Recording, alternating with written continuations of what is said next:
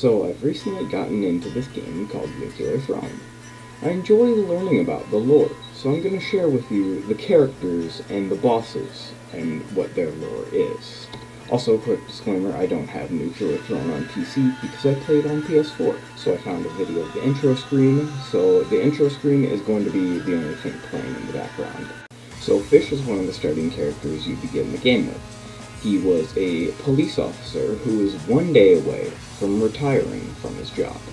Once the apocalypse hit, he was going home. He got knocked into some mud, which mutated him into a fish creature. His motive for reaching the throne is most likely the fact that people are drawn to the throne from some mysterious force. He's one of the original 5 mutants, which are said to be the descendants of the proto-mutant. His bee skin represents his age, and his dodge roll represents the experience he gained from being a police officer. Fish also uses a guitar, which is theorized to possibly play the entire Nuclear Throne OST. It is confirmed that he plays the intro theme in Nuclear Throne. Crystal was a female who was either a normal human or a crystal shard. One of her loading screen tips mentions family, which most likely means that the creatures in the crystal caves are her family. Another one of Crystal's loading screen tips is that Crystal can handle this, which implies a sense of confidence that Crystal has in herself. Crystal is also one of the original 5 mutants. The bee skin represents, most likely, her old form, because purple represents the cursed crystal caves, and the original crystals are orange. I think Crystal may be hunting the throne for her family. Eyes is one of the few characters that has basically no lore. The bee skin represents nothing in particular, it just kinda looks cool. One of the devs says, quote, Eyes has a backstory, but he has no mouth to share it, which is really sad. So Eyes doesn't have much confirmed lore. The only thing that is confirmed is that Eyes is one of the original 5 mutants. Melting is always in a constant state of pain.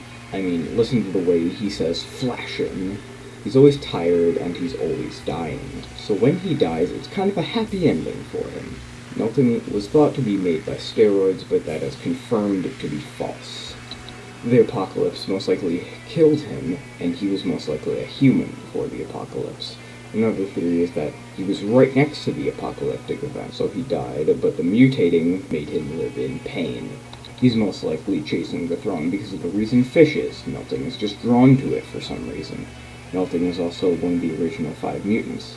I don't think his bee skin represents anything. Maybe he's just more dead than he was before. He can also turn into skeleton if you die a certain way. The skeleton isn't melting, so he isn't in a constant state of pain. He is just reanimated, like a standard skeleton.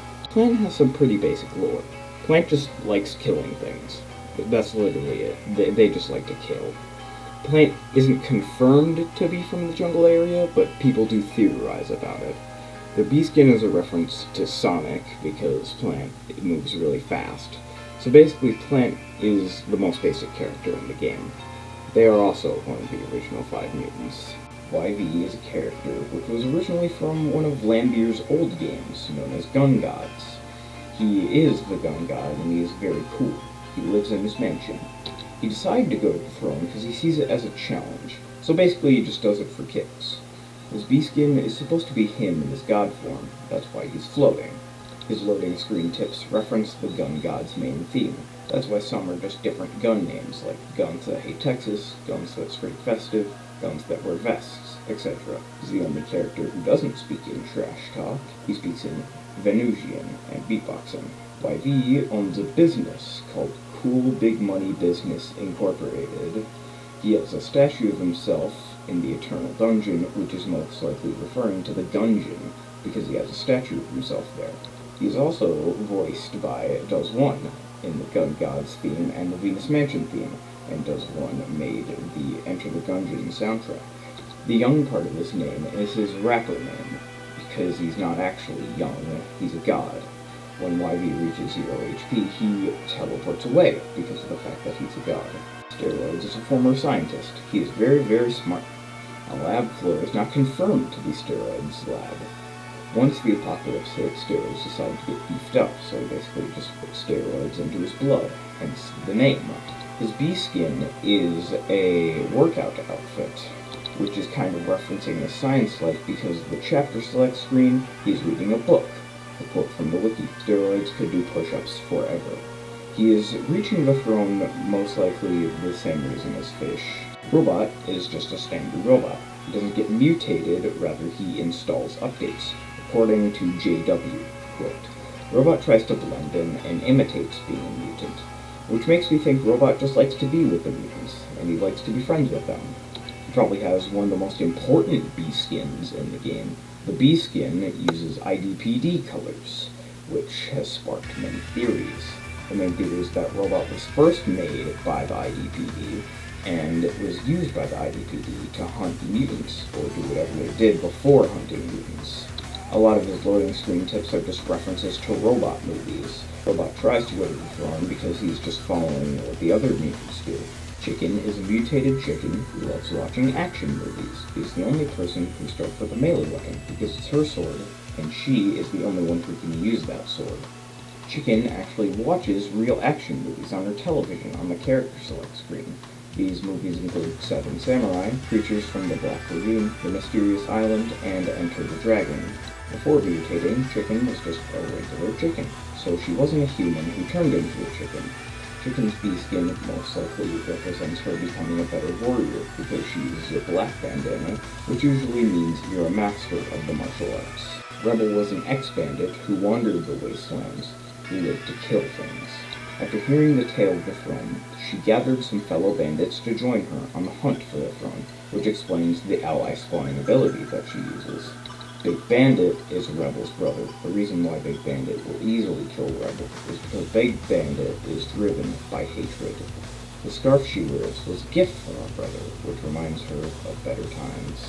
Junos Turner says that she is more advanced, brain-wise, than the other bandits. Rebel's bee skin is just a standard parka. There's nothing special about it. Horror is a creature made of pure radiation, similar to the Guardians in the Palace. Horror's bee skin represents the purple portals that spawn. Horror has no gender because it's made of radiation. Horror looks similar to the Palace Guardians, but Horror actually has free will. The fact that the extra mutation is probably because of the fact that it has more control over the radiation around it. Rogue is an ex-IDPD officer who stole their super weapon, the Portal Strike, while she left. Rogue and Little Hunter were best friends, and once Little Hunter got mutated from radiation, the IDPD didn't send reinforcements.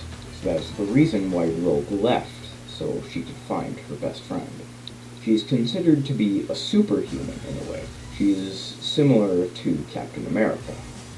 So she is a human with abilities that make her stronger. The IDPD only send out a few units at a time to defeat Rogue, because they believe she will slowly kill herself because of the radiation. Rogue speaks in broken trash talk because she just started learning the language. The bee skin is just her with her old IDPD officer helmet. Like I said earlier, Big Bandit is Rebel's sibling.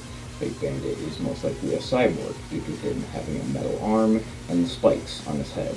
Big Bandit can speak proper trash talk, unlike the other bandits. Big Bandit most likely speaks with his sister using the trash talk language. Big Dog was a machine built by humans that wasn't originally fit for combat and destruction. It attacks anything that disturbs its sleep.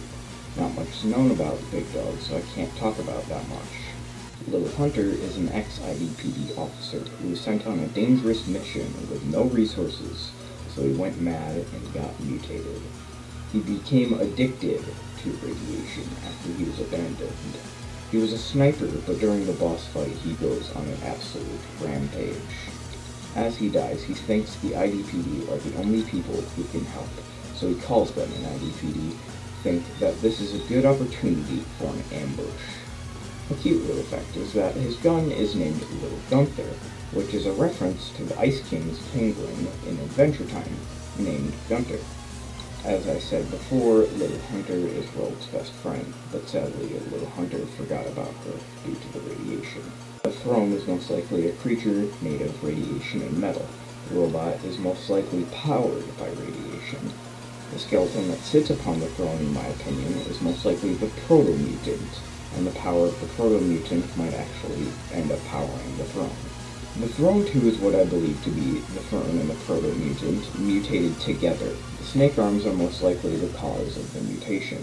The IDPD can be seen before the fight, and I believe they're keeping it from leaving, or they're trying to set it loose to kill the mutants.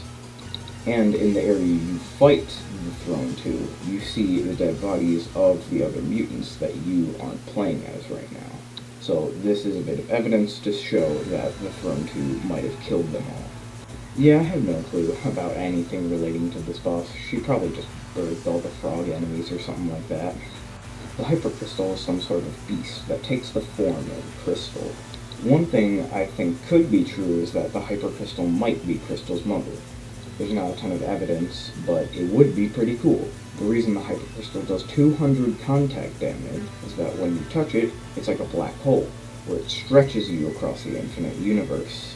JW says, quote, "Whatever part of your body touches it, it's instantly stretched out, almost infinitely, into the next dimension."